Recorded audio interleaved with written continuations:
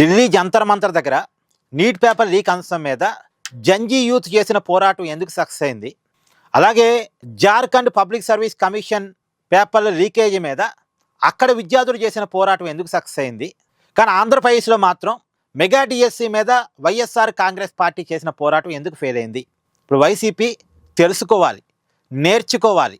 ఇప్పుడు ఢిల్లీ జంతర్ మంతర్ దగ్గర పోరాటం ఎవరు చేశారు? ఏ రాజకీయ పార్టీ చేసింది? ఏ రాజకీయ పార్టీ కాదు కదా, కాక్రోజ్ జనతా పార్టీ, తాడు బొంగరం లేని పార్టీ, సోషల్ మీడియాలో పుట్టిన పార్టీ. కానీ ఆ పార్టీ చేసిన పోరాటం ఎందుకు సక్సెస్ అయింది? ఎందుకంటే అక్కడ సమస్య నిజం. నీట్ పేపర్ లీక్ అయిన మాట వాస్తవం, దానివల్ల చాలామందికి ఇబ్బంది కలిగిన మాట వాస్తవం, చాలామంది నష్టపోయిన మాట వాస్తవం. బాధితులు ఉన్నారు అంటే సమస్య నిజం, సమస్య వల్ల కలిగిన బాధ నిజం. కాబట్టి బాధితులు కదిలారు, బాధితులకు సపోర్టుగా చాలామంది యువత కదిలారు. ఎందుకంటే అక్కడ సమస్య కనపడుతుంది కాబట్టి ఏ రాజకీయ పార్టీ అండ లేకుండానే ఢిల్లీ జంతర్ మంతర్ దగ్గర సోషల్ మీడియాలో పుట్టిన కాక్రోజ్ జనతా పార్టీ నాయకత్వంలో పెద్ద ఎత్తున జంజీలు ఉద్యమం చేశారు.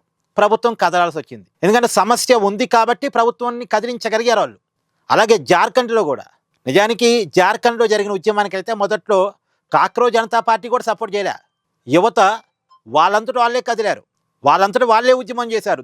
వాళ్ళ వెనకాల ఏ రాజకీయ పార్టీ లేదు, ఎవరికి వాళ్ళుగా కదిలారు. ఎందుకంటే అక్కడ సమస్య ఉంది. పబ్లిక్ సర్వీస్ కమిషన్ ఎగ్జామ్ పేపర్ని లీక్ చేసి అక్కడ ఉద్యోగాలు అమ్ముకున్నారు అనేది వాళ్ళ వాదన. అంటే అక్కడ సమస్య ఉంది, సమస్య వాళ్ళ బాధ ఉంది, సమస్య నిజము అని చెప్పేసి అక్కడ ఉంది కాబట్టి వెన్నె కదిలారు, ఉద్యమం చేశారు. ప్రభుత్వం మొత్తానికి స్పందించక తప్పలేదు అక్కడ. మరి ఆంధ్రప్రదేశ్కి వచ్చేసరికి మెగా డిఎస్సి ఎప్పుడు జరిగింది? 2025లో జరిగింది. 2025లో జరిగిన మెగా డిఎస్సి మీద 2026లో పోరాటం చేద్దామని వైఎస్ఆర్ కాంగ్రెస్ పార్టీ అనుకుంది. మన ఇక్కడ సమస్య ఉండి సమస్య మీద బాధపడుతున్న వాళ్ళు పోరాటం చేయటం కాదు. అక్కడేమో ఢిల్లీలో సమస్య మీద బాధపడుతున్న వాళ్ళు ఉద్యమం చేశారు, జార్ఖండ్లో సమస్య మీద బాధపడుతున్న వాళ్ళు ఉద్యమం చేశారు.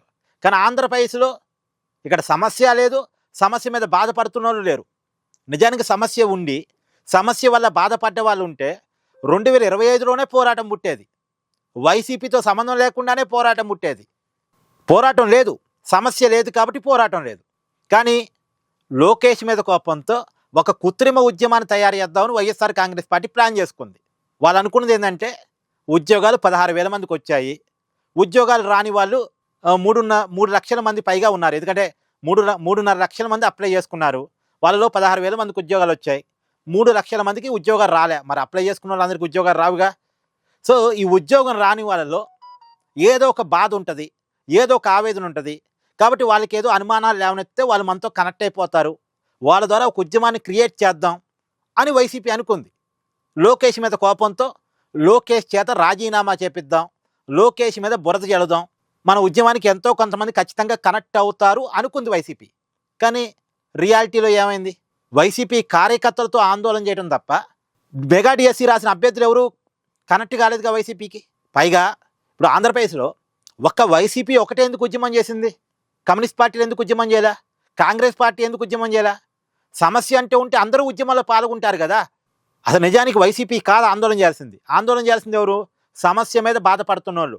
సమస్య మీద బాధపడుతున్న వాళ్ళు ఉద్యమం స్టార్ట్ చేస్తారు, వాళ్ళకి రాజకీయ పార్టీలు అండగా నిలుస్తాయి. ఇప్పుడు నీట్ పేపర్ లీక్ మీద జరిగిన పోరాటంలో అదే జరిగింది, జార్ఖండ్లో జరిగిన పోరాటంలో అదే జరిగింది.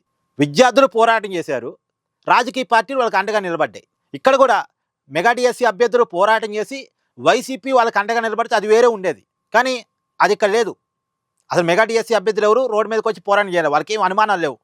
కానీ అది ఏదో మెగా డిఎస్సి అయిపోయిన ఒక 10 నెలల తర్వాత వైసీపీ కృత్రిమ ఉద్యమాన్ని స్టార్ట్ చేద్దాం అనుకుంది, అది సాధ్యం కాలే. పైగా ఇతర పార్టీలు కూడా పెద్దగా వైసీపీకి అనుకూలంగా రియాక్ట్ కాలే, కమ్యూనిస్ట్ పార్టీలు కానీ కాంగ్రెస్ పార్టీ కానీ. ఇప్పుడు ఢిల్లీలో కమ్యూనిస్ట్ పార్టీలు యాక్టివ్గా ఉన్నాయి, కమ్యూనిస్ట్ ప్రజా సంఘాలే చాలా యాక్టివ్గా ఉన్నాయి జంతర్ మంతర్ ఉద్యమంలో. ఎస్ఎఫ్ఐ, డివైఎఫ్ఐ, ఏఎస్ఎఫ్, ఏవైఎఫ్ వాళ్ళే చాలా యాక్టివ్గా ఉన్నారు, అంబేద్కర్ ప్రజా సంఘాలు.